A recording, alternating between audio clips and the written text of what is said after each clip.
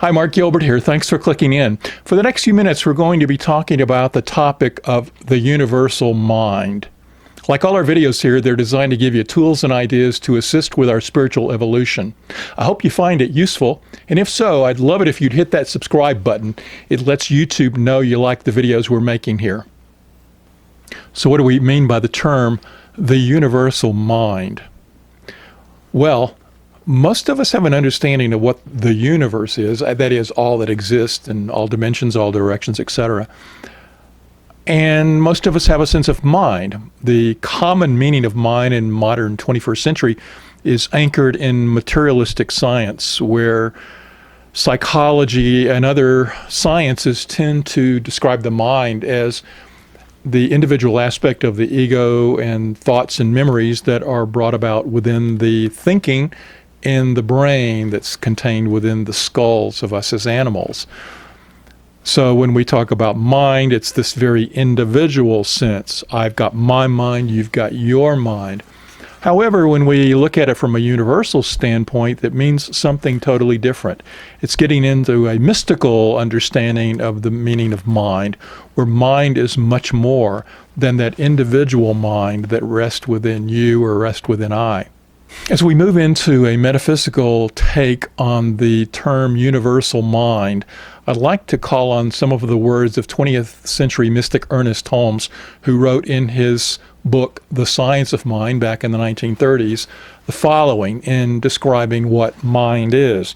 He says that actually there is no such thing as your mind and my mind, his mind and her mind and God's mind. There is just mind in which we live, move, and have our being.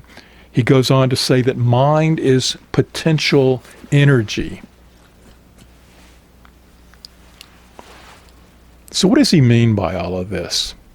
You know, in fact, when I first started studying Holmes, maybe 20 years ago, one of the things that confused me in reading his words was the very term, the science of mind, and when he would use the word mind in his writings, because I tended to come at the topic of mind as that individual egoic mind that rests inside my skull, i.e. the materialistic meaning we were talking about a moment ago.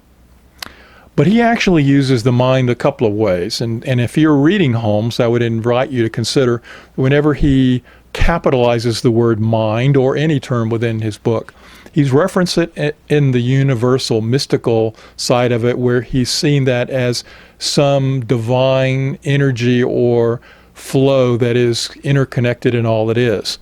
Whereas when he uses the lowercase letter m for the word mind, he's referencing that individualized use of the mind within us as individual people.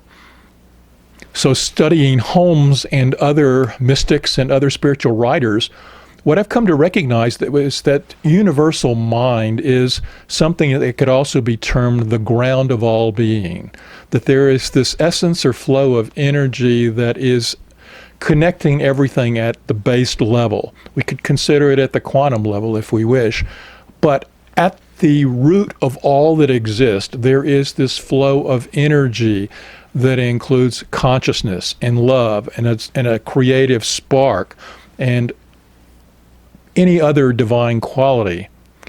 But in this is something that we can consider mind. In fact, we're like swimming in an ocean of mind energy, that we are in a mind field, so to speak, where we as individuals are unique and individualized expressions that tap into that universal mind through our own thoughts. Hence, when we're thinking, our thoughts are a movement of energy in the greater mind. So we are in a mind field, but we are individualized users of that mind. So you're using mind and I'm using the universal mind as well whenever we think. Closely connected to this concept of the universal mind is the concepts of being and becoming, that they are two sides to us as spiritual beings having this human experience. That as we live and move and have our being in this universal mind, on the one hand, we are anchored in some steady state, unchanging force and intelligence that we could call God or Spirit or the collective consciousness or the Divine One, that everything collectively at its root doesn't change. It is simply a state of being. And in fact, in many deep states of meditation, when we can tap into this and we recognize this underlying ground of all being that is the mystical cosmic consciousness or the universal mind, that we recognize that there is this changelessness about it that is simply a state of being. But on the other hand, we recognize and feel that we are moving through a state of change, that we have thoughts that are coming up, that we have our individual thoughts that are using the universal mind. And although universal mind might at some level be this state of being, we are also moving from where we currently are to another state.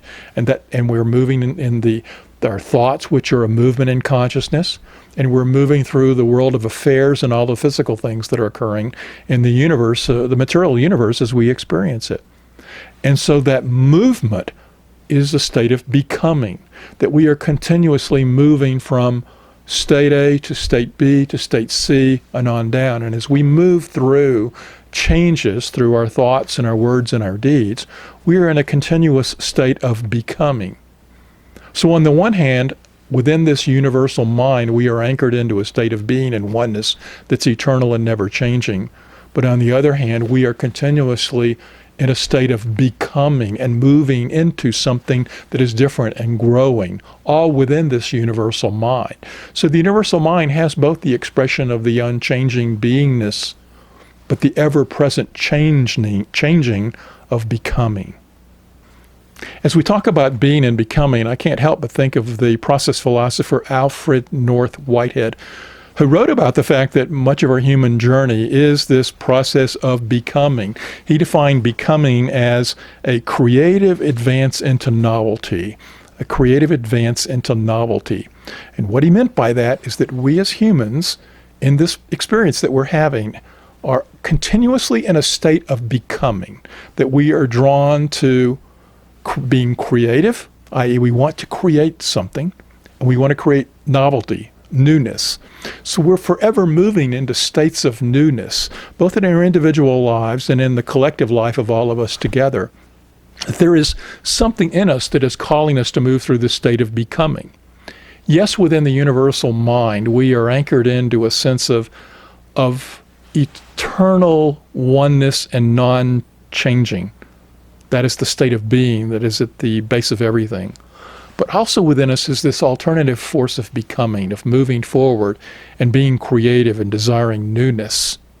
So universal mind is the means by which we experience both being and becoming. We're immersed in the ocean, but that ocean's energy is also something that we can tap as we have that inner desire to move forward to newness in our lives. So all of us leads to the question is, what should we do with this knowledge about universal mind? I mean, you can listen to this and blow it all off as a bunch of bunk, and that's fine. But in my mind, I want you to shift your thinking. I want you to shift your focus. The whole intention of this video is to open your eyes to the possibilities that instead of us having individual minds within the skulls of our persons that we know ourselves to be, that we're actually using an energy or force that's permeating us and moving through us.